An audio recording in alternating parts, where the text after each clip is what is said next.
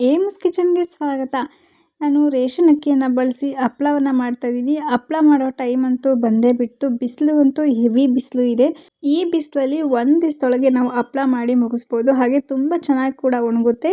ಹಾಗೆಯೇ ಮುಟ್ಟಿದ್ರೆ ಪುಡಿ ಆಗಬೇಕು, ಅಷ್ಟು ಚೆನ್ನಾಗಿ ಬರುತ್ತೆ ಹಪ್ಳ. ಯಾರಿಗೆಲ್ಲ ಹಪ್ಳ ಮಾಡೋಕ್ಕೆ ಬರೋದಿಲ್ಲ, ಈ ಸುಲಭ ವಿಧಾನದಲ್ಲಿ ಯಾವ ರೀತಿ ಮಾಡೋದು ಅಂತ ನೋಡೋಣ. ಹಾಗೆಯೇ ತುಂಬ ಟೇಸ್ಟ್ ಕೂಡ ಅಷ್ಟೇ ಚೆನ್ನಾಗಿ ಬರುತ್ತೆ, ತುಂಬ ಟೈಮ್ ಸೇವಿಂಗು ಕೂಡ. ಬನ್ನಿ ಅದನ್ನು ಯಾವ ರೀತಿ ಮಾಡೋದು ಅಂತ ನೋಡೋಣ. ಮೊದಲಿಗೆ 1 ಗ್ಲಾಸಿನಷ್ಟು ರೇಷನ್ ಅಕ್ಕಿಯನ್ನು ತಗೊಂಡಿದ್ದೀನಿ. ಸೊಸೈಟಿಯಲ್ಲಿ ಕೊಡ್ತಾರಲ್ಲ ಆ ರೇಷನ್ ಅಕ್ಕಿ 1 ಗ್ಲಾಸಲ್ಲಿ ತಗೊಂಡಿದ್ದೀನಿ. ನಾವು ನೀರನ್ನು ಬಳಸಬೇಕಾದ್ರೂ ಕೂಡ ಇದೇ ಗ್ಲಾಸನ್ನು ಬಳಸ್ಕೊಬೇಕು. ಅಕ್ಕಿ ಒಂದು ಲೋಟದಲ್ಲಿ, ನೀರನ್ನು ಒಂದು ಲೋಟದಲ್ಲಿ ಹಾಕೂಡ್ದು, ಅದೇ ಗ್ಲಾಸನ್ನು ಬಳಸ್ಕೋಬೇಕು. ರೇಷನ್ ಅಕ್ಕಿ ಆಗಿರೋದ್ರಿಂದ ತುಂಬ ಧೂಳಿರುತ್ತೆ. ನಾವೊಂದು 4-5 ಸಲನಾದ್ರೂ ತೊಳ್ಕೊಬೇಕು ಚೆನ್ನಾಗಿ. ಸುಮಾರು ನಾನು ರಾತ್ರಿ ಒಂದು 8 ಗಂಟೆ ಹಿಂಗೆ ನೆನೆಸಿ ಇಡ್ತಾಯಿದ್ದೀನಿ.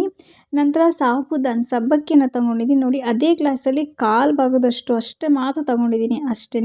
ಅಷ್ಟು ಮಾತ್ರ ಉಪಯೋಗಿಸಿ ಅದನ್ನು ಕೂಡ ಸೇಮ್ ಅದೇ ಪಾತ್ರೆಯೊಳಗೆ ಹಾಕಿ ಒಂದು ಸಲ ತೊಳೆದು ನೆನೆಸಿಡಿ. ಸುಮಾರು ಇವಾಗ ಬೆಳಗ್ಗೆ ಎದ್ದು ನಾನು ಒಂದು 9 ಗಂಟೆ ವೇಳೆಗೆ ನಾನು ಮಾಡ್ತಾಯಿದ್ದೀನಿ ಇದನ್ನು. ನೀವು ಇನ್ನೂ ಬೇಗ ಕೂಡ ಮಾಡ್ಬೋದು. ನಾನು ಸ್ವಲ್ಪ ಮಕ್ಕಳಿಗೆ ಸ್ಕೂಲಿಗೆಲ್ಲ ಕಳಿಸಿ ಆಮೇಲೆ ಮಾಡೋ ಅಂಥದ್ದು. ಅದಕ್ಕೆ ನೀವು ಇನ್ನೂ 7 ಗಂಟೆಗೆ ಕೂಡ ಮಾಡ್ಕೋಬೋದು. ಇವಾಗ ಅದನ್ನು ಒಂದು ಸಲ ತೊಳ್ಕೊಂಡು ಅದೇ ಗ್ಲಾಸಿನಲ್ಲಿ ನಾನು ರುಬ್ಬೋದಕ್ಕೆ ನೀರನ್ನು ತಗೊಂಡಿದ್ದೀನಿ. ರುಬ್ಬೋದಕ್ಕೆ 1 ಗ್ಲಾಸ್ ಮಾತ್ರ ನೀರನ್ನು ಬಳಸಬೇಕಷ್ಟೇ. ನಾನು 2 ಸಲ ರುಬ್ಕೊತೀನಿ. ಅರ್ಧ ನೀರು ಇವಾಗ ಹಾಕ್ಕೊತೀನಿ, 2ನೇ ಸಲಕ್ಕೆ ಇನ್ನರ್ಧ ನೀರನ್ನು ಸೇರಿಸ್ಕೊತೀನಿ. ಈಗ ರುಬ್ಬಿದ್ದಾಗಿದೆ ನೋಡಿ, ಇಷ್ಟು ಸಾಫ್ಟಾಗಿ ರುಬ್ಕೊಬೇಕು. ತರ್ತರಿ ಅನ್ನೋದು ಇರಲೇಬಾರ್ದು, ಆ ರೀತಿ ನಾವು ರುಬ್ಕೋಬೇಕು. ನಾನು 2 ಸಲ ಕೂಡ ರುಬ್ಕೊಂಡಿದ್ದಾಗಿದೆ. ಲಾಸ್ಟಲ್ಲಿ ಫೈನಲಾಗಿ ಸ್ವಲ್ಪ ಗ್ಲಾಸಲ್ಲಿ ನೀರು ಉಳಿದಿತ್ತು, ಹಾಗಾಗಿ ಮಿಕ್ಸಿ ಜಾರಿಗೆ ಹಾಕಿ ಅದನ್ನು ಅಲ್ಲಾಡಿಸಿ ಹಾಕಿದ್ದೀನಿ. ಎಲ್ಲನೂ ಕೂಡ ಚೆನ್ನಾಗಿ ಮಿಕ್ಸ್ ಮಾಡ್ಕೊಳ್ಳಿ, ಹೊಂದಿಸ್ಕೊಳ್ಳಿ ಚೆನ್ನಾಗಿ. ತಳದಲ್ಲಿ ಹಸಿಟ್ಟು ಕುತ್ಕೋಬಾರ್ದು, ಆ ರೀತಿ ಚೆನ್ನಾಗಿ ಮಿಕ್ಸ್ ಮಾಡ್ಕೊಳ್ಳಿ. ಇದಾದ ನಂತರ ನಾನು ಕುಕ್ಕರ್ ತೊಗೊಂಡಿದ್ದೀನಿ ಮಾಡೋದಕ್ಕೆ. ಯಾಕಂದರೆ ಇಡೀ ಹ್ಯಾಂಡಲ್ ಇರುತ್ತಲ್ಲ, ತಮಗೆ ತುಂಬ ಸುಲಭ ಅನಿಸುತ್ತೆ ನಮಗೆ ತಿರುಗಿಸೋದಕ್ಕಾಗಲೋದಕ್ಕೋಸ್ಕರ ಕುಕ್ಕರನ್ನು ತಗೊಂಡು ಅದೇ ಲೋಟದಲ್ಲಿ 8.5 ಗ್ಲಾಸಿನಷ್ಟು ನೀರನ್ನು ಸೇರಿಸ್ತಾ ಇದ್ದೀನಿ. ನೀರಂತೂ ತುಂಬ ಇಂಪಾರ್ಟೆಂಟ್, ಕರೆಕ್ಟ್ ಅಳತೆ ಇಲ್ಲ, ನೀರನ್ನು ಸೇರಿಸ್ಕೋಬೇಕು. ನಂತರ ಉಪ್ಪನ್ನು ಹಾಕ್ಕೊತಾ ಇದ್ದೀನಿ. 1 ಟೀ ಸ್ಪೂನಿನಲ್ಲಿ ಹಾಕ್ಕೊತಾ ಇದ್ದೀನಿ, 1 ಸ್ಪೂನಿನಷ್ಟು. ನಂತರ ಹಪ್ಳದ ಖಾರವನ್ನು ಕೂಡ ಹಾಕಿದ್ದೀನಿ. ಹಪ್ಳದ ಖಾರ ರೇಷನ್ ಅಂಗಡಿಯಲ್ಲಿ ಸಿಗುತ್ತೆ. ಹಪ್ಳದ ಖಾರ ಸ್ವಲ್ಪ ಉಪ್ಪಿನಂಶ ಇರುತ್ತೆ, ಅದಕ್ಕೋಸ್ಕರ ಅದನ್ನು ನೋಡ್ಕೊಂಡು ಹಾಕ್ಕೊಳ್ಳಿ. ಒಂದು ಅರ್ಧ ಸ್ಪೂನಿನಷ್ಟು ಆದರೆ ಸಾಕು. ನಂತರ ಉಪ್ಪನ್ನು ಅಷ್ಟೇ ಸ್ವಲ್ಪ ಕಡಿಮೆ ಬಳಸಬೇಕು. ಹಪ್ಳವನ್ನು ಮಾಡಬೇಕಾದ್ರೆ ನಾವು ಆ ಬಿಸಿಲಲ್ಲಿ ಒಣಗಿದ್ರೆ ಸ್ವಲ್ಪ ಜಾಸ್ತಿ ಉಪ್ಪು ಅನಿಸುತ್ತೆ, ಅದಕ್ಕೆ ನಾವು ನೋಡಿಕೊಂಡು ಉಪ್ಪು ಹಾಕ್ಕೋಬೇಕು. ನೀರು ಸ್ವಲ್ಪ ಬೆಚ್ಚಗಾದ ನಂತರ ಒಂದು ಕೈಯಲ್ಲಿ ಹಿಟ್ಟನ್ನು ಇಟ್ಕೊಳ್ಳಿ, ಇನ್ನೊಂದು ಕೈಯಲ್ಲಿ ಕೋಲು ಇಟ್ಕೊಳ್ಳಿ. 2 ಒಂದೇ ಸಲ ತಿರುಗಿಸ್ತಾ ಇರಬೇಕು. ಅದನ್ನು ಹಿಟ್ಟನ್ನು ಹಾಕ್ತಾ ಇರಬೇಕು, ಹಾಗಾಗಿ ಗಂಟು ಬರೋದಿಲ್ಲ. ಹೈ ಫ್ಲೇಮಲ್ಲಿ ಕೊಟ್ಕೊಳ್ಳಿ, ತುಂಬ ಫೋರ್ಸ್ಫುಲ್ಲಿ ತಿರುಗಿಸ್ತಾ ಇರಿ. ಆ ಟೈಮಲ್ಲಿದ್ದಾಗ ನಿಮಗೆ ಗಂಟು ಅನ್ನೋದು ಬರೋದಿಲ್ಲ. ನಾವು ತಿರುಗಿಸ್ತಾನೆ ಇರಬೇಕು, ಯಾವುದೇ ಕಾರಣಕ್ಕೂ ಬಿಡಬಾರ್ದು ಕೋಲನ್ನು. ಸ್ವಲ್ಪ ಅದು ಗಟ್ಟಿಯಾಗೋವರೆಗೂ ಕಂಟಿನ್ಯೂಸ್ಲಿ ತಿರುಗಿಸ್ತಾ ಇರಬೇಕು. ಅಪೋಸಿಟ್ ಡೈರೆಕ್ಷನಲ್ಲೂ ಕೂಡ ತಿರುಗಿಸ್ತಾ ಇರಿ, ಆಗ ಗಂಟು ಅನ್ನೋದು ಬರೋದಿಲ್ಲ ನಮಗೆ. ಇದು ಮೇನ್ ಇಂಪಾರ್ಟೆಂಟ್. ಇದು ಇಲ್ಲ ಅಂದರೆ ಬಿಸಿಲಿಗೆ ಹಾಕಿದಾಗ ಹಪ್ಳನ ಒಡೆದೋಗೋದಾಗಲಿ, ಸೀಲ್ ಬಿಟ್ಕೊಳ್ಳೋದಾಗಲಿ ಅದೆಲ್ಲ ಆಗುತ್ತೆ. ಅದಕ್ಕೋಸ್ಕರ ನಾವು ಇದನ್ನು ಚೆನ್ನಾಗಿ ಬೇಯಿಸ್ಕೊಂಡ್ರೆ ಸಾಕು, ನಮಗೆ ತುಂಬ ಚೆನ್ನಾಗಿ ಬರುತ್ತೆ ಹಪ್ಳ. ನೋಡಿ, ಇವಾಗ ಗಟ್ಟಿ ಆಗ್ತಾ ಬರ್ತಾ ಇದೆ, ಸ್ವಲ್ಪನೂ ಕೂಡ ಗಂಟು ಅನ್ನೋದು ಬರೋದಿಲ್ಲ. ಹಾಗಾಗಿ ಕೈ ಬಿಡ್ದಲ್ಲೇ ತಿರುಗಿಸ್ಬೇಕು, ಆಗ ತುಂಬಾ ಚೆನ್ನಾಗಿ ಬರುತ್ತೆ ಹಪ್ಳ. ನೋಡಿ, ಇನ್ನೂ ಕೂಡ ಬೇಯಬೇಕು. ನಾನು ಇದನ್ನು ಮಿನಿಮಮ್ ಅಂದರೆ ಒಂದು 25 ನಿಮಿಷ ಬೇಯಿಸಿದ್ದೀನಿ. ನೀವು ಇನ್ನೂ ಎಕ್ಸ್ಟ್ರಾ ಒಂದು 5 ನಿಮಿಷ ಕೂಡ ಬೇಯಿಸ್ಕೋಬೋದು.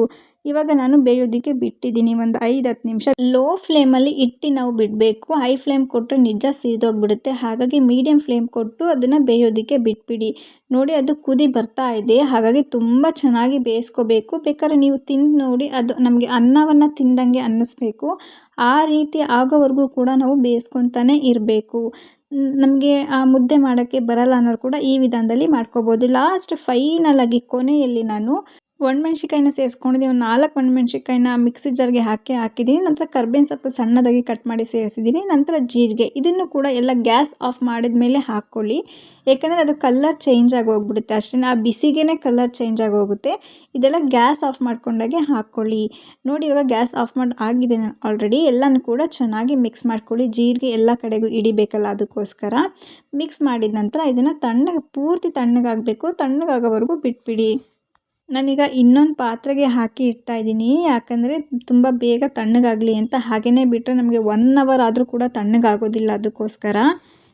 ತಣ್ಣಗಾದ ನಂತರ ನಾನಿಲ್ಲಿ ಪ್ಲಾಸ್ಟಿಕ್ ಶೀಟನ್ನು ಬಳಸಿದ್ದೀನಿ. ಸಂಡಿಗೆ ಶೀಟ್ ಅಂತಲೂ ಕೂಡ ಆನ್ಲೈನಲ್ಲಿ ಸಿಗುತ್ತೆ, ನೀವು ಅದನ್ನು ಬೇಕಾದ್ರೂ ಬಳಸ್ಬೋದು. ಮನೆಯಲ್ಲೇ ಇದ್ದರೆ ಅದನ್ನು ಕೂಡ ನೀವು ಬಳಸ್ಬೋದು. ಈಗ ನಾವು ಹಾಕಬೇಕಾದ್ರೂ ಅಷ್ಟೇ, ನಾವು ದೋಸೆ ನಾವು ಮಾಡ್ತೀವಲ್ಲ ಆ ರೀತಿ ನಾವು ಚೆನ್ನಾಗಿ ತಿಕ್ಕಿ ನಾವು ತೆಳ್ಳಗೆ ಹಾಕಬಾರ್ದು.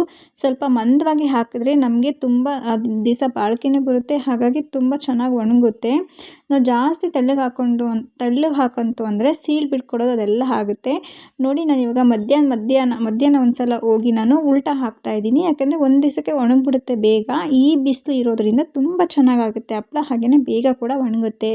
ನಾನು ಇದನ್ನು ಒಂದು ದಿವಸದಲ್ಲಿ ಒಣಗಿಸಿದ್ದೀನಿ, ಬೇಗ ಕೂಡ ಒಣಗುತ್ತೆ.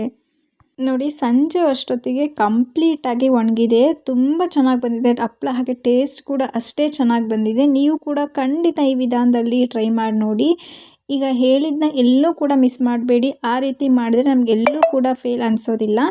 ಈ ವಿಧಾನದಲ್ಲಿ ನಿಮಗೆ ಇಷ್ಟ ಆಗಿದರೆ ಸಬ್ಸ್ಕ್ರೈಬ್ ಮಾಡಿ, ಸಪೋರ್ಟ್ ಮಾಡಿ. Thank you for watching.